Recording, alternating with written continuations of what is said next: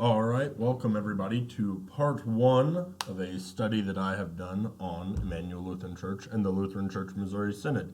Just a brief history of the roots that we have here at Immanuel and the roots that we have as the LCMS. For those of you who don't know, my name is Joseph Eggerman. I'm the ministerial assistant here at Immanuel right now, and this is actually a little retroactive. We've already done all of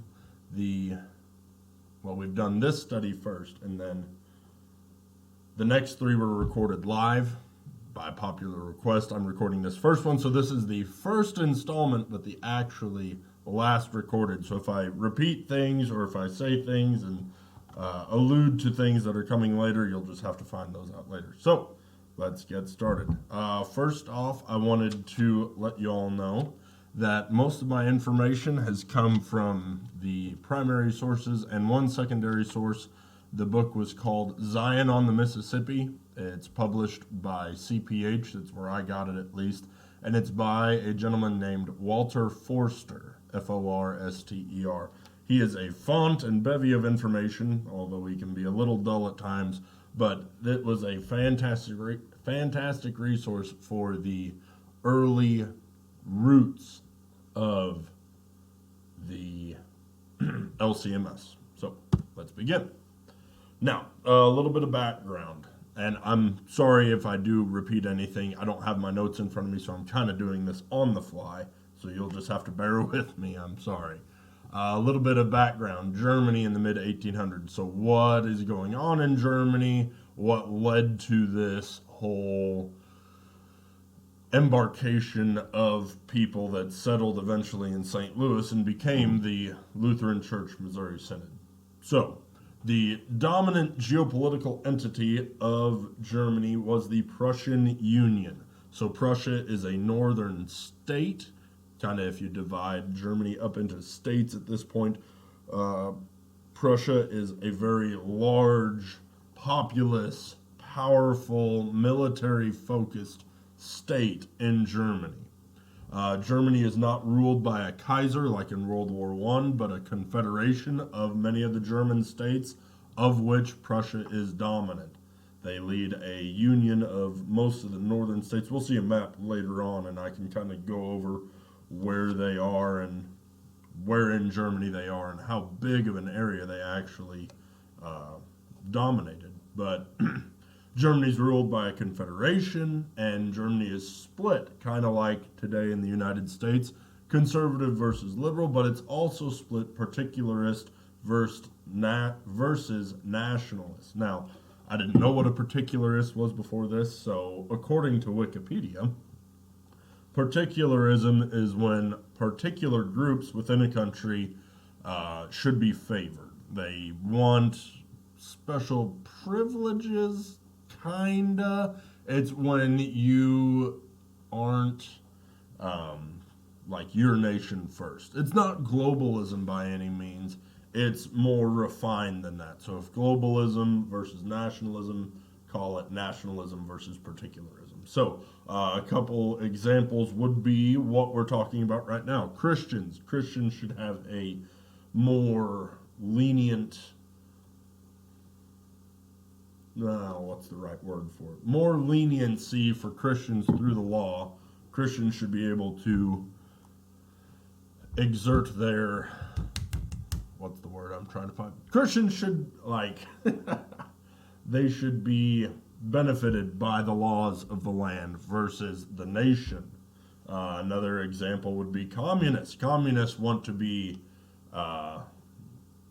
in a particularist communist society. They want communism to be a easy shoe-in for the rest of the government.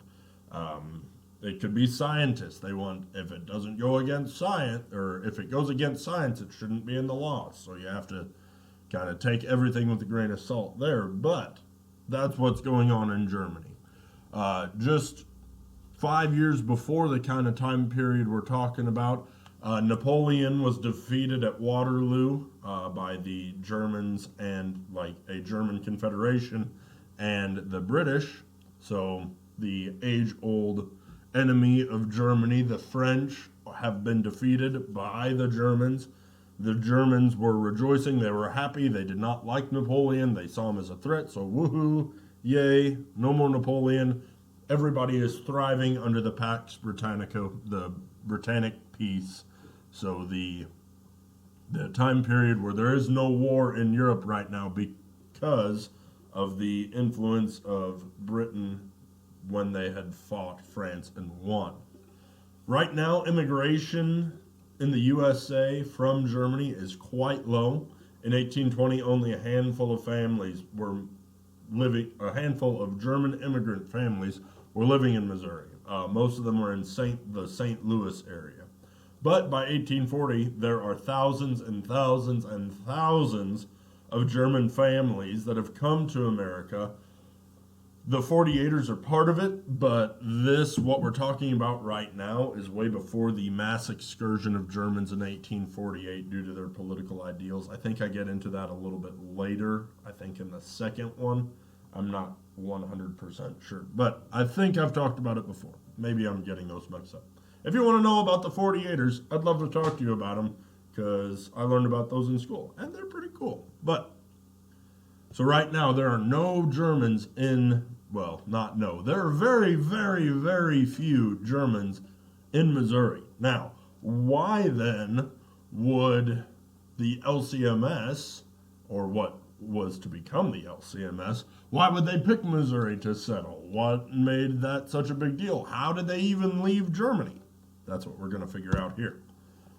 So here's a map of the German lands. It looks a little different from modern Germany because of the Treaty of Versailles in World War I and carving it up in World War II. But the light blue, or that medium blue, I guess, I called light blue something else. The medium blue up here, I don't know if you can see my mouse cursor, all this up to the northern part of Germany, Schleswig-Holstein, Prussia, West Prussia, all of that up there, all that blue, that basically northern half of Germany is all dominated by the Prussian Union. The area we're talking about and focusing on is this in the red right in the middle. That is the Kingdom of Saxony. This is not Lower Saxony yet. This is the Kingdom of Saxony. Just for context, the light blue down here is Bavaria. That's where Americans were stationed after World War II, and where we get most of our German stereotypes here in America come from Bavaria. So that's where that is. The green just to the north of Bavaria, that little splotch there, that's where Martin Luther was born, Eisleben, Eisenach there. That's in Thuringia. And then the pink, all the way to the lower left, is Baden, the Black Forest, where we get Black Forest cake. So hopefully this lets you, lets you get a little visual ideal. So you can see how dominant this Prussian Union is. It is controlling a lot of area here in Germany. That means they have a big sway in the vote that they have. So let's talk about something that arose from the Prussian Union. When Frederick Wilhelm III, he is the leader of Prussia at this point, he wants a unified Prussia to bolster his, political clout. He wants everybody to be under the same thing that says the same thing so that he can focus on his military because he loves the military, and he just wants a unified Prussia. These people that backed him were called Unionists or Nationalists. Prussian Unionists would also go together. He, being the leader of Prussia, controlled the church in Prussia. That goes back to just after Luther, the Quis Regio Eius Religio, some kind of Latin phrase, he who reigns his religion. That basically said, if you are the leader of a state in Germany, you get to control what religion that is, no matter what the people in your area thought. So if your leader was Lutheran in a Catholic area, everybody in that Catholic area could not practice Catholicism. They had to practice Protestantism, Lutheranism. They had to be whatever the prince was. Same goes for if the prince was Catholic and the people were Lutheran, you couldn't practice Protestantism. You had to be part of the Catholic Church. That's the ruling that the Diet agreed upon whenever they had to make nice with each other because the Turks were coming. But that gets into a little bit earlier history. We're not focusing on that. So, what did Frederick Wilhelm do to make this Prussian Union Church? Well, on one hand, he had all the Lutherans, and on the other hand, he had the Reformed. Now, normally the Lutherans and Reformed don't get along together at all. But Frederick slapped them together and said, you are now the Prussian Union Church. You are not Lutheran. You are not Reformed. You are Prussian Unionists now. He brought Lutheran and Reformed congregations together under one roof. Now, this really watered down the theology and doctrine because you had to get everybody to get along. So the two that we, being confessional LCMS Lutherans, would have a huge problem with was they watered down baptism and communion. So baptism, they believed that it did not join you to the family of God. That it did not actually do anything. It was not a sacrament. They just said, oh, because you feel like it, not because God has chosen you to be his child. Communion was just given free rein to everybody, no matter what they believed. If they were in actual, like, word and sacrament communion, or what is it? What's the right phrase? Word and pulpit? Pulpit and altar. Pulpit and altar, I think is correct. I don't know. I should probably know that. But word and pulpit and altar communion was not a thing. You could believe that communion was let's just say a symbol. It was not actually Christ's true body and blood in with and under the bread and the wine. It was just a symbol that you took to make yourself look like a good person. And you would stand right next to somebody who thought that it was the the body and blood of Christ, and it was seen as not a big deal if you did that or not. So, they really watered down the doctrine so that everybody could get along under this Prussian Union Church. On the other hand, the people that saw this, they were ultra conscious. The people that saw this happen and said, that is not what we are supposed to do.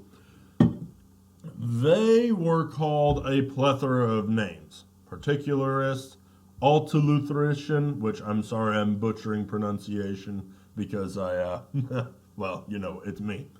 So, Ultra-Lutheran, Old Lutherans, the Orthodox, New Orthodox, they had so many names, it hurts your head. But they found or sought out pastors who still practice what the catechisms and the confessions teach, that baptism does save. It is a sacrament. It is God's word and the water brought together for your benefit, not just as a symbol. Communion is the true body and blood of Christ, in with and under the bread and the wine, not some hokey, what's the right word to say? Something that it's not. They thought communion was actually what is taught in the confessions, the Book of Concord, the catechisms. People sought those pastors out and gathered around them. And depending on which pastor you found, you could actually have a group named after that pastor. The one we're going to talk about are the Stephanites. They were centered around a pastor named Martin Stephan. So they took his last name, much like Lutherans did with Luther. They called themselves after the name of their leader. These ultra-conscious people, these people that thought, I don't want to be a part of this Prussian Union Church, would often travel miles and cross state boundaries to have their child baptized by a true Lutheran pastor. There's stories, especially in Zion on the Mississippi, of families from northern Prussia traveling down to Saxony, which is not a small hike back in those days. they would bring their newborn child to have a true Lutheran baptize him. Now, Saxony is not part of the Prussian Union right now. They have a little bit more freedom, more sway when it comes to their own state church. Because right now it's not a true German state church. It's each of these little areas that have their own church. And Saxony was quite confessional when it came to, they were pretty in line with what most Lutherans thought at that time. But these people, these Stephanites, the particulars, saw what was coming down the pipe. They knew that this Prussian Union church was going to dominate by might and by right. They were going to get what they wanted. And so they started fighting back a little bit. Let's see what's next. So here again on the very far left, that blue is the areas where the Prussian Union Church were dominant. They were the state religion of the Prussian Union, and that's in the blue. So this little area right here, I blew it up in the middle. If you can match the red line with the border here right in the middle, that is Saxony. So remember, Saxony is not a part of the Prussian Union.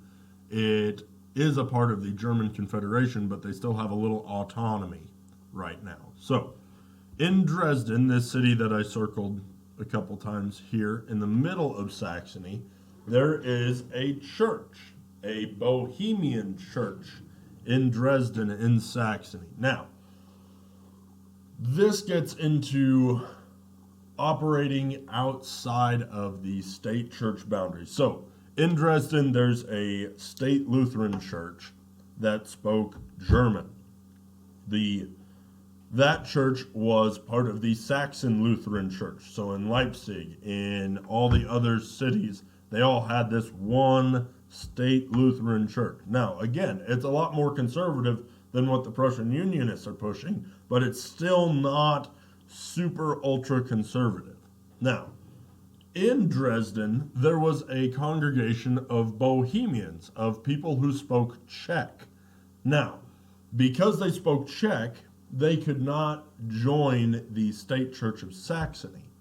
So what they did was they started their own church. It was a Bohemian church. This church was called St. John's. The Bohemians operated outside of the state church because to be in the state church, you had to speak German.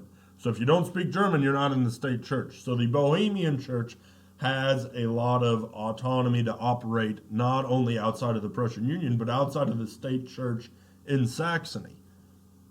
Now, this was a very paltry congregation. They had one service in Czech and then like 5 others in German. The German membership of this Bohemian church far outweighed what the actual Czech population there was. But they could choose their own pastor. They were not appointed a pastor from the state church.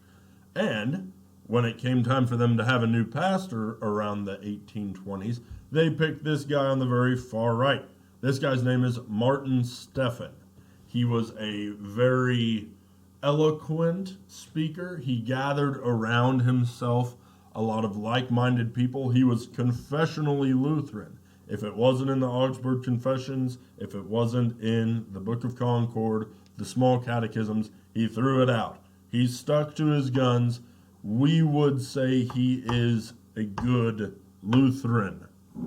So he gathered together people of like mind. People moved to Dresden and the surrounding areas where pastors took to his teaching. These pastors were some state church, some independents. They gathered themselves around Stephan because he was such a orator. He was a good, eloquent speaker. He was a commanding presence. And standing up to these Prussian Unionists, he was these people's leader. He did the right thing. This got him into some hot water, though. Stephan published a lot in the local newspaper in Dresden, and the authorities really didn't like him having this autonomy outside of the state church. They could not tell him what he had to preach on, or that what he was preaching on was not congruent with what the state church was thinking.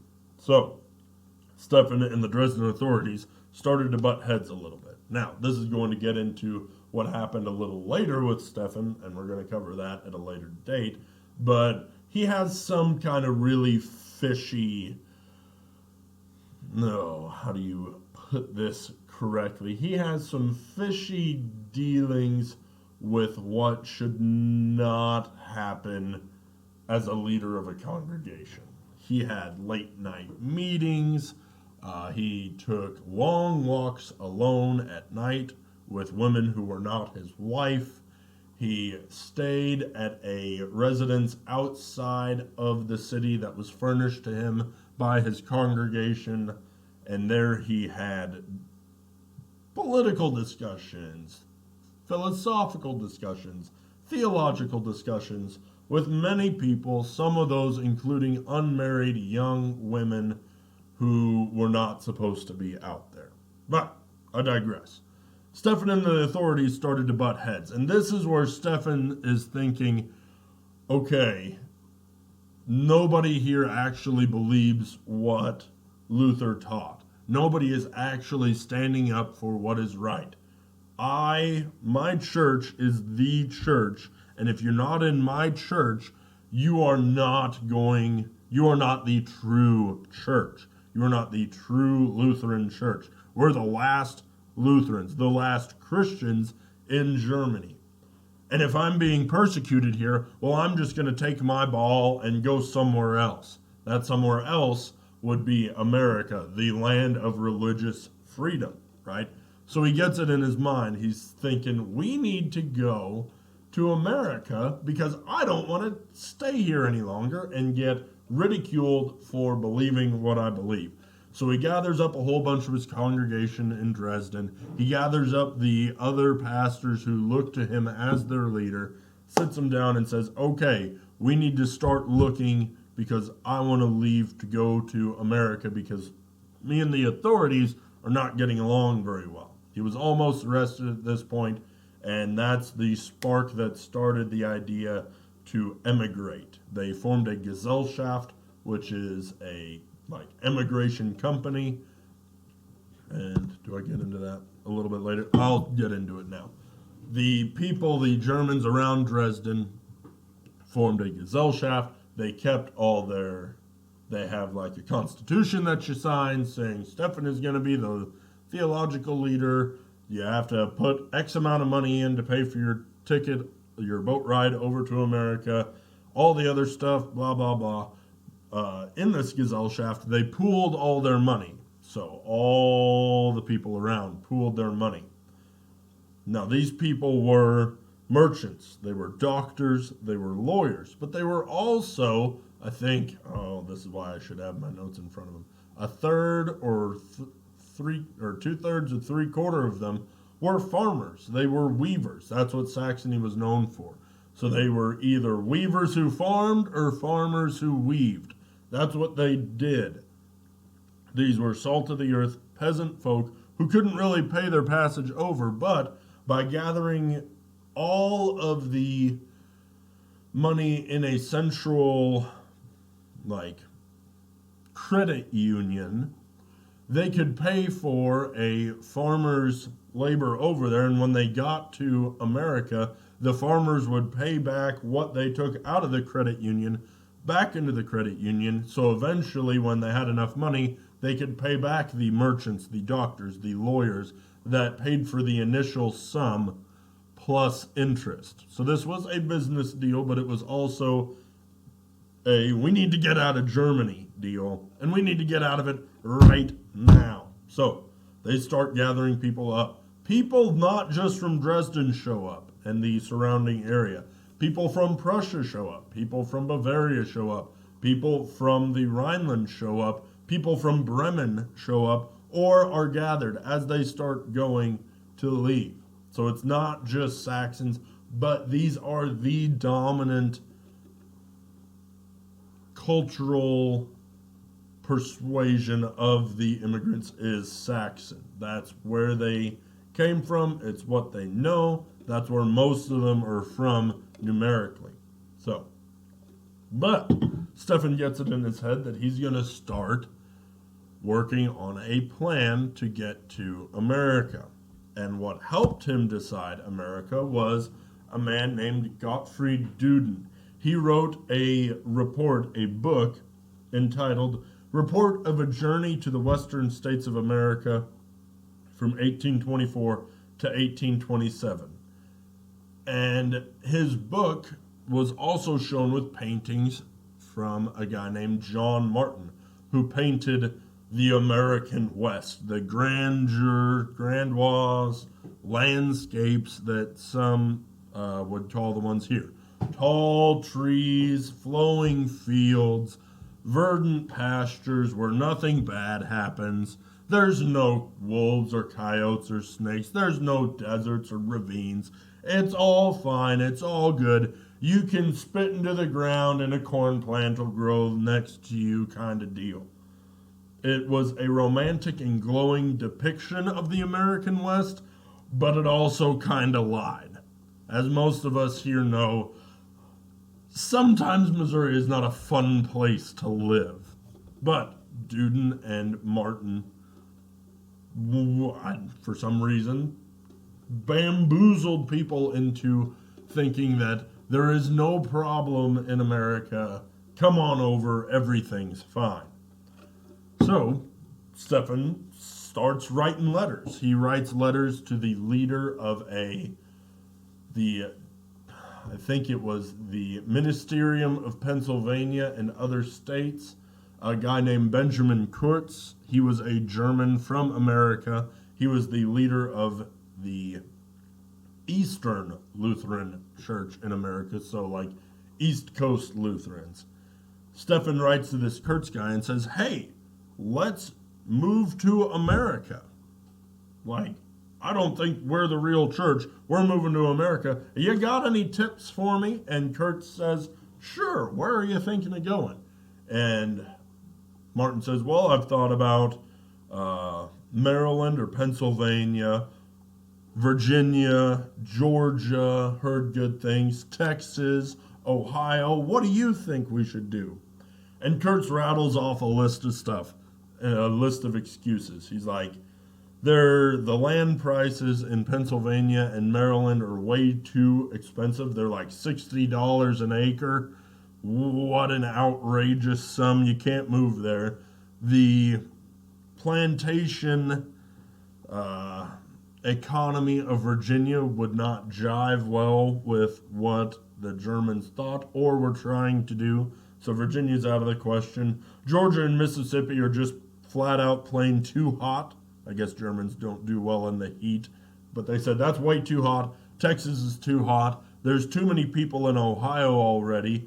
But what you could do is move to Missouri on the Mississippi River. Then Kurtz has maybe heard Gottfried Duden's report, and he says, that's a great area. There's St. Louis there that you can get stocked up in. There's a couple Germans in St. Louis that you could go to. But there's a whole bunch of land available at like $2.50 an acre out there in Missouri. That's where you should probably go. So this Kurtz guy tells Stephen to get ready and move to America. But he does say, hey, by the way, you should really consider learning the American language so as to not ostracize yourself before you even get there. Stephen says, okay, yeah, sure. Does he ever do it? Absolutely not. At this point, Stephen is actually arrested by the Dresden authorities for these late night meetings with parishioners. They think that he is spreading theology contrary to the state Church of Saxony. Stephen says, no, I'm not doing that. I am doing this as a service to my parishioners. They go back and forth, blah, blah, blah. This gets him going. He says, we're out of here. We're leaving, and everybody who agrees with me is leaving with me, or you're not part of the church anymore, and you're going to hell. If you, as a husband, do not think that your wife should go because she actually wants to stay with her family, or if you, as a wife, talk to your husband and he says, well, this is my land, this is my family's land, I need to stay on my land, divorce them. They're not part of the church, and you need to leave. We'll find you a new husband or a new wife in America in the real Lutheran church. Stephen is adamant on leaving. He is adamant on getting out of Dodge before he gets arrested, before anything else bad happens, before people start pulling their money out of this credit union. So they head to Bremen. They head to Bremen to hire passage on ships. They get 5 ships ready, and they depart to the New World. So this was kind of a short, condensed version. I'm sorry I didn't have my notes in front of me. But if you have any questions, please let me know. Around this time, the number of people, the Stephanites, the number of Stephanites there are that Stephen has corralled around him are around 660 to 690. We're not actually sure because nobody wrote it down exactly who's who, whatever. So these near 700 people travel up to Bremen, they get in the ships, and they depart. And that is where we pick up on part 2. So if you do have any questions, please reach out to me. I'd love to answer them. You can call the church here and get a hold of me. Our phone number is 417-232-4642, or you can email us at immanuelgodwithus@hotmail.com, all one word. So, hope you enjoyed it. Hope you learned something. Hope you like the other format that we do, which is kind of a live format while I'm presenting this in the Sunday school hour, so you get a whole bunch of different inputs from other people. So, if you liked it, let me know. If you have any questions, please reach out. I'd love to talk about this. This is kind of what I love to do. So, please, if not, go in peace, serve the Lord.